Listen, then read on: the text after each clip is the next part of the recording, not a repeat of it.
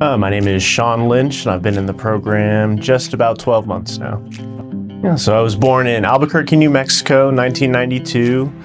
Dad was in the Air Force at the time, so I was less than a year old when we left there. My mom homeschooled us until I was in the 8th grade, so had a very cohesive family, two younger sisters. We all got along very well. Was afforded every opportunity as a young man.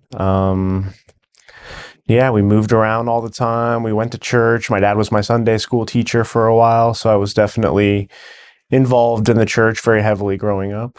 Yeah, my lifestyle ever since really I'd become a young adult, fresh out of high school, had been pretty tumultuous. Substance abuse clearly was an issue for me from a young age. And just in general, I had difficulty finding a purpose. I never really struggled. I was always able to find well-paying jobs, take care of myself, take care of my bills, end up in a good position overall in life, and then just hold on tight to that for about a year or so, and I would just fizzle out. I just wouldn't really know what I was fighting for, and kind of repeated that cycle for the last 12 years or so. A year and a half would go by great, and then there'd be 4 terrible months, rinse, repeat, into infinity. And really, I'd just gotten tired of that. And I'd been living in Fort Worth the last 3 years. I've been a server and a bartender for a long time, and ended up leaving my job out there and just had 3 or 4 really bad months where I was just blowing through all my savings, kind of alienating all my relationships, really starting to isolate a lot. And got to the point, ran out of everything, threw what little left I had in my gas tank, threw some of my valuables in my car, and was just going to show up unannounced at my mom's house. She lives in Albuquerque, New Mexico. And ended up crashing my car about 8 miles here from Wichita Falls on the road from Fort Worth, New Mexico.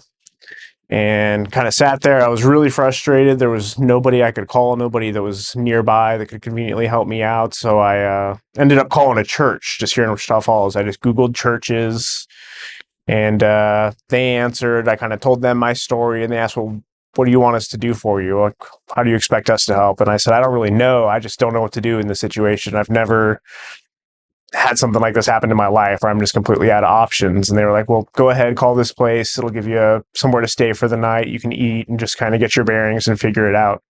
So I went ahead, I called the mission, showed up, met with Tommy. And while I was doing the intake process, he told me about the program.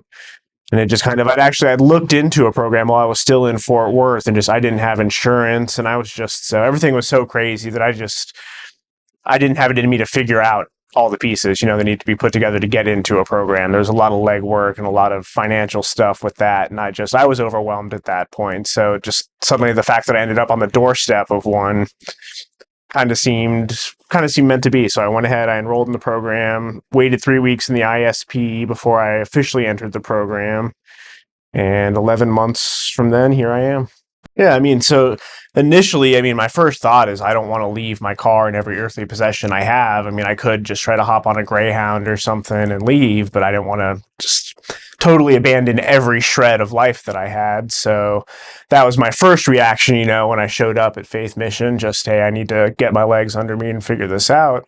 Then again, I'd been thinking about a program for a while and just figured if I didn't get it right now, it's right here in my face, kind of throwing itself at me. It's just kind of had to take that opportunity. So it was unexpected. I'd never really heard about a program like this before. I'd been familiar and I'd looked to in the past Bob talks about them all the time, the regular 30-day, 60-day programs that are medically based, and there's a lot of medication involved and just a lot of talk about the chemistry of your brain. And I'd never really heard about one that was just this centered on the Bible and Jesus and how that could completely change your life. So, I grew up going to church, so I was familiar with Christian concepts and things like that, and I wasn't sure exactly how it would tie into addiction and everything. There's forgiveness, all those aspects, but it was definitely something new, and yeah.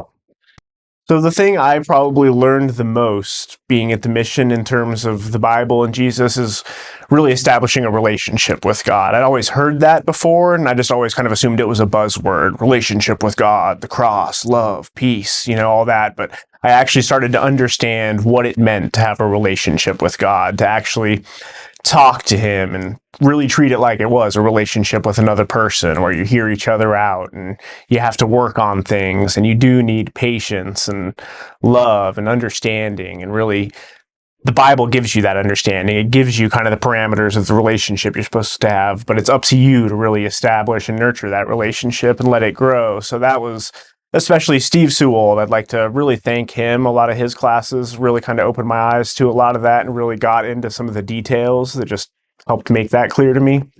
So one of my biggest blessings here at this mission was meeting Gary Riley and his wife, Elizabeth. They have just been a blessing to me since I met them here in this program and started attending his church.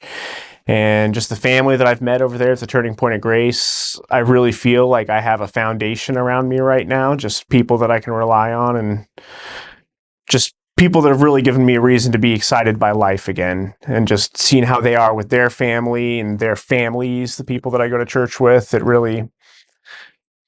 I'm just ready to start living and stop being miserable. Yeah, I do. I'm looking at a couple different jobs here in the city, so I plan on staying here for the foreseeable future. I don't plan on running off or anything, and some of the guys I've met here are going to be a good foundation friend-wise. So, yeah, I mean, everybody that plays a role and shows up there every day to do their job, I mean, ministry work in general, I can sort of understand it as a service industry worker. It's thankless a lot of the time. I mean, people assume because you get paid to do it, like that's just the end of the story, but you're giving part of yourself every time too that you give to somebody else. I mean, you're using all your time to worry about other people, and especially doing an environment like that. I mean, it's a very demanding, there are a lot of very needy people over there, and it's just thank you to all of you. I mean, Jim, Jeff, Bob, Steve, Gary, Steve Sparks, Jamie, Dwayne, all the people I can list off that just show up every day and help take care of us. They're very appreciated. I don't really have a specific story. There is the verse that kind of stuck with me and kept me going through this program was Habakkuk 2, verse 4. And as for the proud one, his soul is not right within him, but the righteous lives by his faith. And it really, for me, working through this program, it wasn't the easiest thing I've ever done. It was a very humbling experience, and it felt like an act of faith from me, being able to stick it out and work through this whole thing and make it to the end. And I plan to continue trying to live by my faith and establishing that relationship, and that verse just really spoke to me.